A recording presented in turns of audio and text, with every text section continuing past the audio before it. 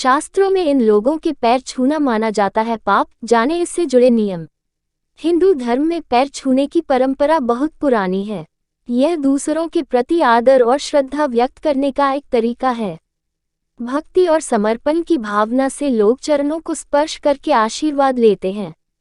पैर छूकर लोग देवी देवताओं, संतों, महात्माओं, गुरुओं और बड़े बुजुर्गों के प्रति सम्मान व्यक्त करते हैं।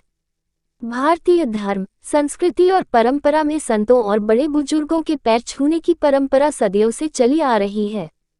हालांकि पुराणों में पैर छूने के कुछ खास नियम भी बताए गए हैं, जिसमें कुछ लोगों से पैर छुआना वर्जित माना गया है। अगर कोई आपके पैर छू रहा है या फिर आप किसी के पैर छू रहे हैं तो इन बातों को जरूर ध्यान में रखें। शास्त्रों में इन लोगों से पैर छुआना पाप माना जाता है।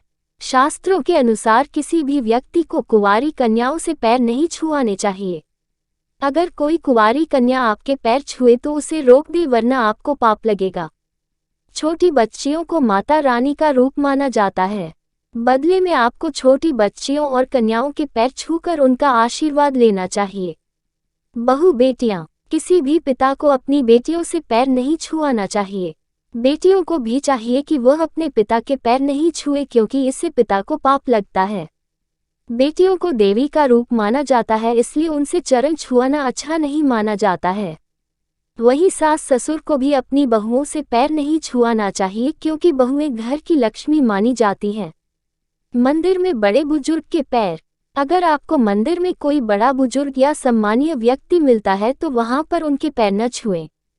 शास्त्रों के अनुसार मंदिर में भगवान से बड़ा कोई नहीं होता है और भगवान के सामने किसी और के पैर छूना मंदिर और भगवान का अपमान माना जाता है।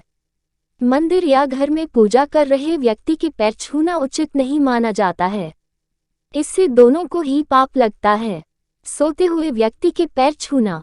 अगर कोई व्यक्ति सो रहा है या लेटा हुआ है तो उस समय उसके पैर नहीं छूना चाहिए।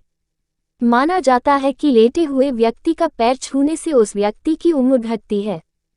केवल मरे हुए व्यक्ति के ही पैर छुए जाते हैं।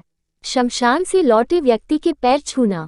शमशान में या फिर शमशान घाट से लौट रहे व्यक्तियों के पैर नहीं छूने चाहिए। अंतिम संस्कार से लौटने पर व्यक्ति अशुद्ध हो जाता है, ऐसे में उसके पैर छूना वर्जित है। जब वह व्यक्ति स्नान करके शुद्ध हो जाए तब आप उसके पैर छू सकते हैं। भांजा भांजी। मान्यताओं के अनुसार भांजा भांजी को अपने मामा मामी के पैर नहीं छूने चाहिए। शास्त्रों में भांजा भांजी को पूजनीय माना गया है और अगर ये पैर छूते हैं तो इससे मामा मामी को पाप लग सकता है।